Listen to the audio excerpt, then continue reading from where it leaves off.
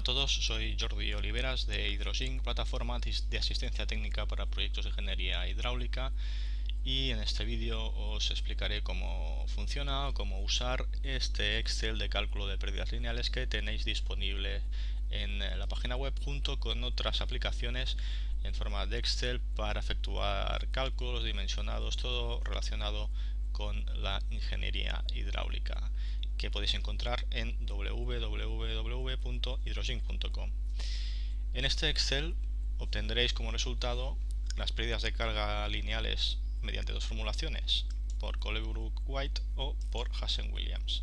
Todo ello a partir de la introducción de los datos de la instalación a presión, caudal, diámetro interior, rugosidad, C de Hazen-Williams y longitud de la tubería, los datos del fluido, densidad y viscosidad dinámica, y solo con introducir estos datos automáticamente obtendréis los resultados hidráulicos de la instalación, velocidad y número de Reynolds, el régimen de movimiento del fluido por dentro de la tubería y los resultados de las pérdidas de carga lineales en forma de pendiente hidráulica y de pérdida de cargas lineales de toda la instalación en función de la longitud de la tubería que introduzcáis o defináis.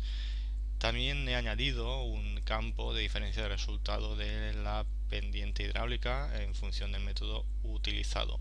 Ya veréis por qué.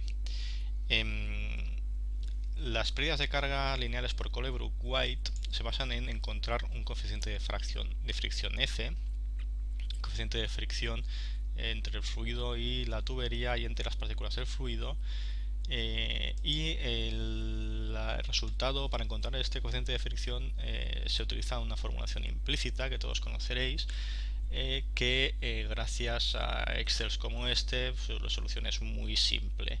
A partir de este coeficiente de fricción, que pues es función de la rugosidad, del número de Reynolds, que a su vez es función pues de los datos del fluido, de densidad y viscosidad dinámica, pues se obtiene este coeficiente de fricción, el cual interviene en el cálculo de la pendiente hidráulica, que nos da como resultado las pérdidas de carga de la instalación.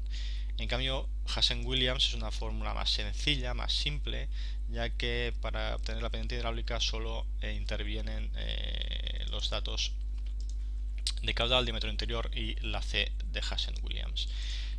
Como veis, aquí encontraréis como resultado el régimen de circulación o régimen de movimiento del fluido por el tubo,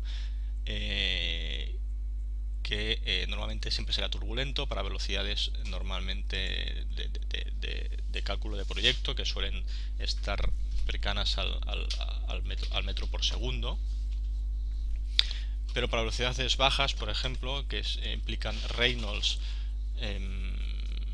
menores de 2000, el régimen es laminar.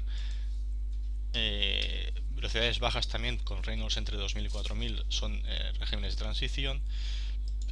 Y como hemos dicho, para regímenes, o sea, para velocidades normales, por ejemplo, para un diámetro interior 0,8, 500 litros por segundo, da casi un metro por segundo, el régimen es turbulento. Con estos datos obtenemos estos resultados de pendiente hidráulica por Colebrook-White y por Hazen-Williams, y como veis, la diferencia de resultado es muy pequeña, de manera que una instalación de 20 kilómetros, la diferencia entre las pérdidas de carga lineales entre los dos métodos calculados es de unos 23 centímetros apenas, lo cual pues realmente está muy bien.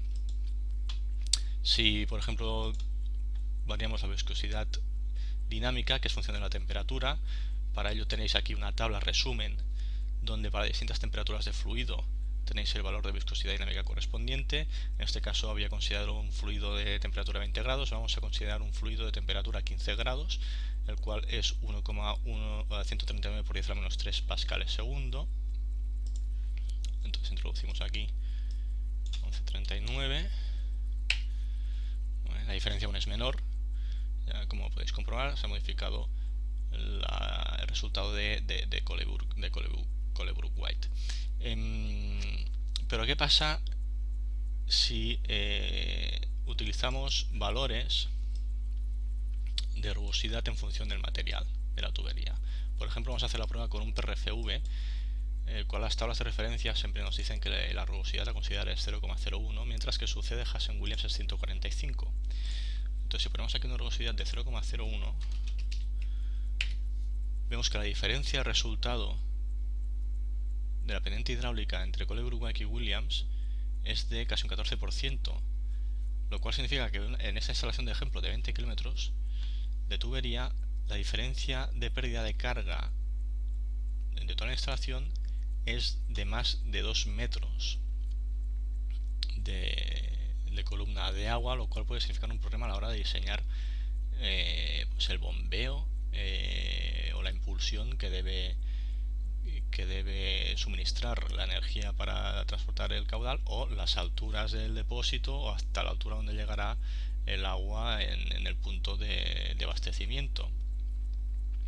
En todos los años que he estado diseñando redes a presión, he establecido unas correlaciones, unas equivalencias que las tenéis aquí, en las cuales para distintos valores de C les corresponde una rugosidad en concreto para la cual la diferencia de resultados entre los dos métodos o dos formulaciones de pérdidas de carga lineales son mínimas.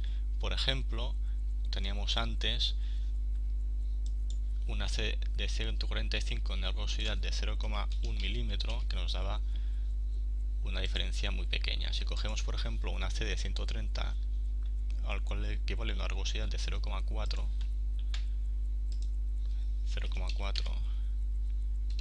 130, la diferencia vuelve a ser del 1%. ¿Vale?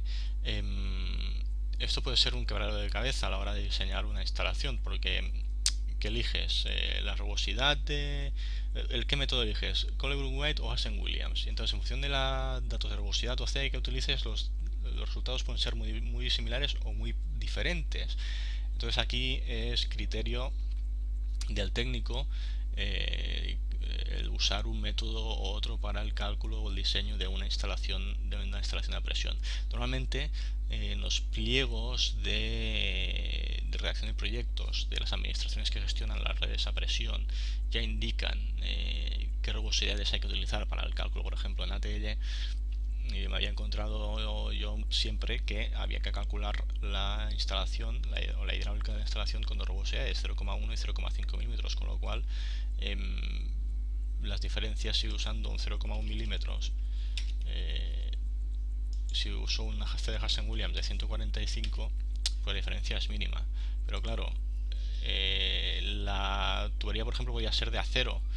Entonces, si es de acero, que es un C de Hazen-Williams de 130, entonces la diferencia ya se vuelve a disparar. Con lo cual, es un poco complicado tener que decir qué método usar. Yo personalmente, el método que he usado para calcular instalaciones a presión es siempre el método de Colebrook-White, porque tiene en cuenta tanto los datos de la instalación como los datos del fluido, de densidad y viscosidad dinámica, que se reflejan en el número de Reynolds, el cual tiene influencia en el cálculo del coeficiente de fricción, que es un elemento fundamental en la obtención de la pendiente hidráulica y en consecuencia de las pérdidas de carga lineales.